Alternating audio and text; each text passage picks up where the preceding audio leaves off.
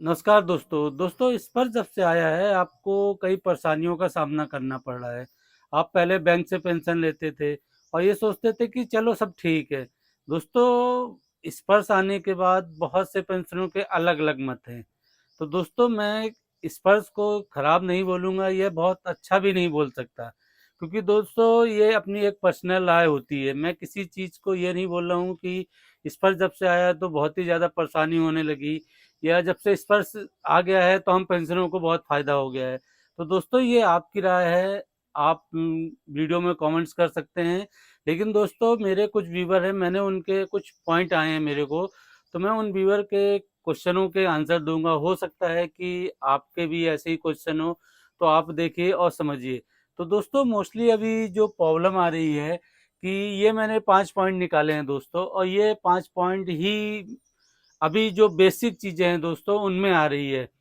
पहला क्या है दोस्तों कि आप मोबाइल में लॉगिन नहीं हो पा रहा है। दूसरा है दोस्तों स्पर्श वेबसाइट से मोबाइल ओपन करते हैं तो ओटीपी नहीं आ रहा है।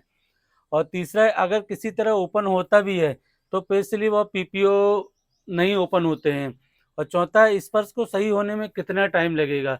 और पांचवा है स्पर्श में डेट ऑफ की जो समस्या है डेट ऑफ बर्थ की, वो सुधर नहीं रही है। तो दोस्तों ये स्पर्श के 5 पॉइंट है जो बेसिक पॉइंट हैं। मैं आपको आज बेसिक चीज़ें ही बता रहा हूँ। आपको अगर ये पांचों पॉइंट पता है तो आप वीडियो को स्किप कर सकते हैं। हाँ, आपसे एक विनती है या रिक्वेस्ट, कुछ भी मानिए, आप पॉइंट को देखना है देखिए या वीडियो को ड्रॉप करना है करिए। लेकिन बाद में आप ये मत कमेंट्स कीजिए कि सर आप डेट ऑफ बर्थ की समस्या क्या थी, उसको कैसे सही करें, या हमारा ओटीपी तो नहीं आ रहा है। तो आप कोशिश है कि आप वीडियो पूरा देखिए। क्या है, आप वीडियो पूरा नहीं देखते और उसके बाद आपको उस क्वेश्चन का आंसर नहीं मिल पाता कि आपने शुरू के 2 पॉइंट देख लिए या स्किप करके लास्ट का पॉइंट देख लिया कि मैंने आपको ये बोल दिया कि ये पॉइंट और ये पॉइंट इंपॉर्टेंट है तो आपने इसको देख लिया, तो फिर आपको प्रॉब्लम जाती है। तो चलिए दोस्तों आज का वीडियो शुरू करते हैं। मैं आपको पहले पॉइंट की ओर बताता हूँ। पहला पॉइंट है मोबाइल में लॉगिन नहीं हो पा रहा है।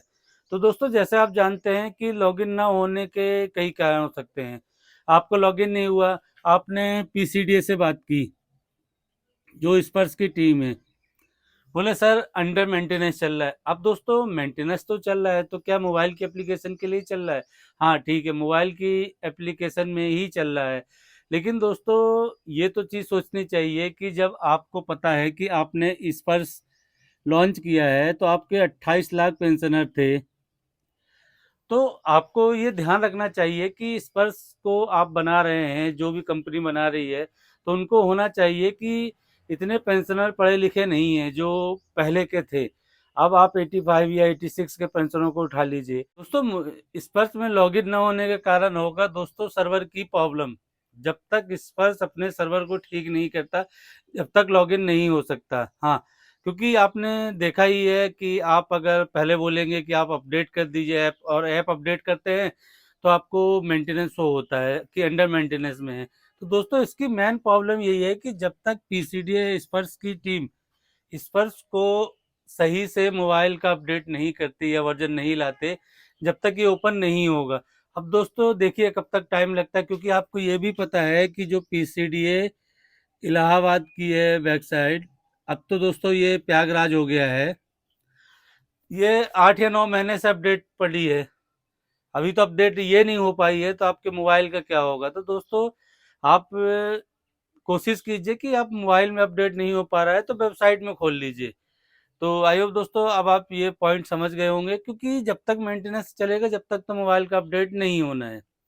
अब चलते हैं दोस्तों दूसरे पॉइंट की। दोस्तों दूसरा पॉइंट है कि स्पर्श वेबसाइट ओपन करते हैं तो ओटीपी नहीं आ रहा। दोस्तों मोबाइल का तो आप मान लीजिए कि अंडर मेंटेनेंस है।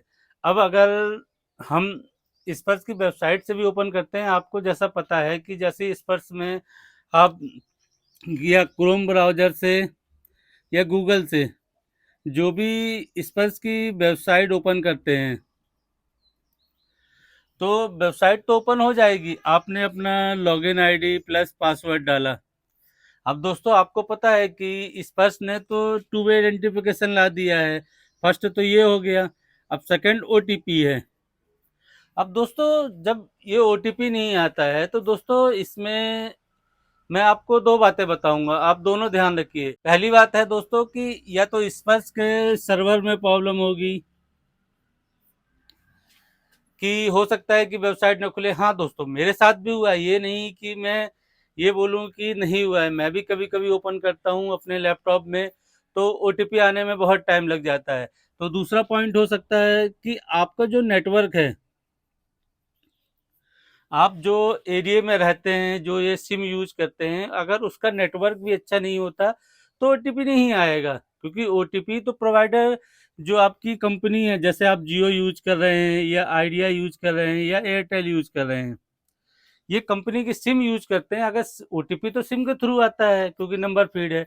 तो दोस्तों मेरे साथ ये प्रॉब्लम हुई थी कि मेरा आइडिया की सिम में मैसेज आता था, लेकिन वो सिम उस समय टावर में नहीं आ रहा था, अच्छे से टावर नहीं चल रहा था।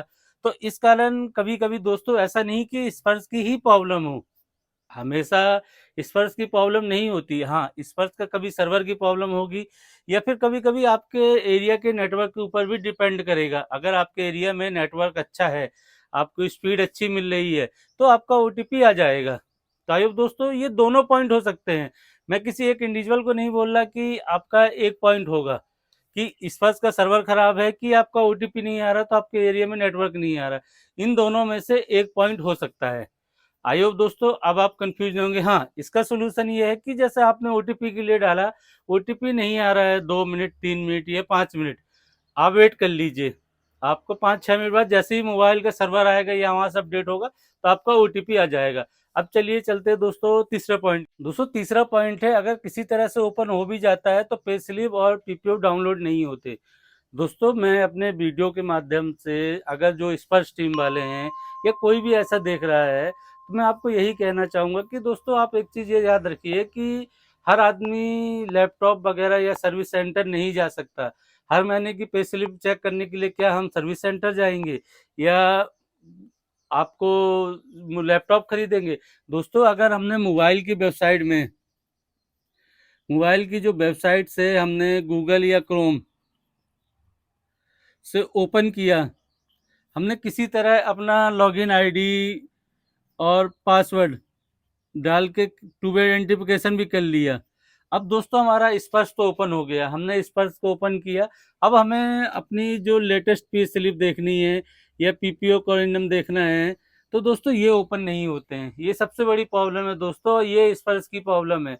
दोस्तों आपका स्पर्श सर्वर मेंटेनेंस में चल रहा है, ठीक है, आप ऐप ओपन नहीं कर पा रहे हैं, लेकिन दोस्तों अगर आपका खुल रहा है तो कम से कम स्पर्श टीम को यह तो सोचना चाहिए कि आपका पीपीओ और पे स्लिप ओपन करें तो ओपन हो जाए। जैसे ही आप क्लिक करते हैं दोस्तों नहीं होता है, ये प्रॉब्लम है, ये स्पर्श की प्रॉब्लम है, इसको सुधारना चाहिए। क्योंकि हर आदमी पे स्लिप देखने के लिए सीएससी सेंटर या लैपटॉप नहीं खरीदेगा। अब देखिए ये तो डिपेंड है, सरकारी काम है, स्पर्श कब तक करता है। हाँ, मोबाइल की प्रॉब्लम थी कि मोबाइल में एंड्रॉयड या प्ले स्टोर से जो ऐप डाउनलोड करते हैं वो नहीं चल रहा है, वो अंडर मेंटेनेंस है। तो क्या वेबसाइट से भी ओपन करने पे नहीं होगा, क्योंकि हर आदमी क्या लैपटॉप खरीद के देखेगा। तो ये स्पर्श की टीम के ऊपर है दोस्तों। तो मेन प्रॉब्लम तो है, हाँ इस प्रॉब्लम को मैं मानता हूँ, क्योंकि मैंने खुद गौर किया है, मैंने प्रैक्टिकल किया है दोस्तों। मैं आपको ये वीडियो बनाने से पहले मैंने खुद ओपन किया है, आप स्क्रीन में देख सकते हैं। मैं खुद ओपन करके देखता हूँ, हर चीज़ चेक करता हूँ, फिर मैं आपको बताता हूँ। मैं खुद क्लिक कर रहा हूँ तो ये क्लिक नहीं होता, तो ये तो प्रॉब्लम है दोस्तों। अब चौथा पॉइंट है दोस्तों इसी के साथ कि स्पर्श सही होने में कितना टाइम लगेगा। जो चौथा पॉइंट है दोस्तों कि स्पर्श सही होने में कितना टाइम लगेगा, तो दोस्तों आप ये तीनों पॉइंट देख लिए, तीनों पॉइंट में समझ में आ गया कि हर अंडर मेंटेनेंस कहीं हम ये कर रहे हैं, फिर हमारा मार्च तक ठीक हो जाएगा, हमारे पेंशनों का माइग्रेशन चल रहा है। तो दोस्तों प्रॉब्लम आती रही। अभी आपने देखा था कि पहले हैकिंग का आ गया, जब हैकिंग का आया तो इन्होंने टू वे आइडेंटिफिकेशन निकाल दिया, और टू वे आइडेंटिफिकेशन निकालने के बाद अभी भी मेंटेनेंस ही चल रहा है। आप पूछे पीसीडीए से, सर अभी चल रहा है, सही हो जाएगा। तो दोस्तों एग्जैक्ट किसी को पता नहीं, अभी क्या पता, वो तो कहानी दोस्तों ऐसी है कि जैसे आपको 18 महीने का डीए डीआर का एरियर मिलेगा कि नहीं मिलेगा, ये तो वैसी कहानी है। ना सरकार बताने वाली है कि वो देगी या नहीं देगी, उन्होंने बोल दिया है कि हम नहीं देंगे, और ना इनको कोई क्लियर है कि स्पर्श का कितना टाइम लगेगा। हाँ दोस्तों, लेकिन जब भी है आप ये कोशिश कीजिए कि आपका मोबाइल है अगर उसमें ओपन नहीं हो रहा पे स्लिप ये, तो महीने में एक बार ही आपके आस पड़ोस में कोई लैपटॉप लिया हो तो आप अपना लॉगिन आईडी पासवर्ड करके अपनी पे स्लिप देखते रहिए, क्योंकि दोस्तों पे स्लिप देखना जरूरी है। आपको पेंशन का मैसेज आया कि अगर किसी महीने 1,000 या 2,000 एक्स्ट्रा आ गई या कम आ गई, तो आपको पता तो चलना चाहिए कि हाँ मेरा पैसा किस चीज़ से कटा है। तो ये मेंटेनेंस जब ठीक होगा नहीं होगा वो बात की बात है, लेकिन आप कोशिश कीजिए कि किसी के जो पास पड़ोस में बच्चे पढ़ रहे हैं उनके लैपटॉप लेके या उनसे बोल के कि बेटा थोड़ा 10 मिनट मेरा ये चेक कर लेना, तो आप चेक करते रहिए तो आपको ही फायदा है। अब चलते हैं दोस्तों पांचवें पॉइंट। दोस्तों पांचवा पॉइंट है, स्पर्श में डेट ऑफ बर्थ की समस्या नहीं सुधर रही है। ये दोस्तों एक्चुअल पॉइंट है ही है, क्योंकि ये बहुत से पेंशनर फेस कर रहे हैं।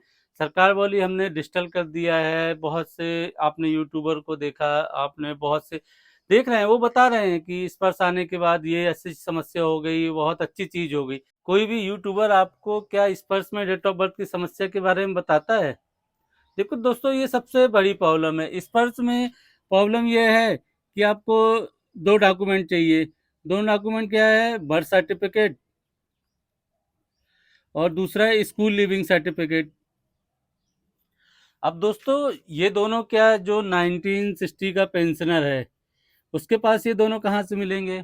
हाँ, अगर डेट ऑफ बर्थ मिस्टेक हो चुकी है या रिकॉर्ड में नहीं है, अभी एट प्रेजेंट में आप पीपीओ में आपको दिखाता हूँ दोस्तों कि किसी पेंशनर के पीपीओ में जो स्पर्श ने अपडेट किया है, आप देखिए स्पर्श ने क्या अपडेट किया है, 1/1/3001। अब ये भी तो प्रॉब्लम है दोस्तों। अब 1/1/3001 डेट कर दिया तो उसमें क्या पेंशनर की गलती है? ये तो स्पर्श ने अपडेट किया है, तो प्रॉब्लम डेट ऑफ बर्थ की है। अब मैंने पीसीडी से बात की तो पीसीडी वाले बोलते हैं कि आप अपना एक एफिडेविट बना के स्पर्श में अपलोड कर दीजिए। अब देखते हैं दोस्तों एफिडेविट बनाने के बाद वो एक्सेप्ट करते हैं कि नहीं करते। अब रिकॉर्ड में कुछ और डेट ऑफ बर्थ है दोस्तों, इसके लिए स्पर्श को कुछ काम करना चाहिए। हाँ, मानते हैं कि आधार से डेट ऑफ बर्थ नहीं प्रमाणित होती, ये आधार ने भी क्लियर कर दिया है। तो ठीक है, आधार के अलावा भी तो डॉक्यूमेंट हैं।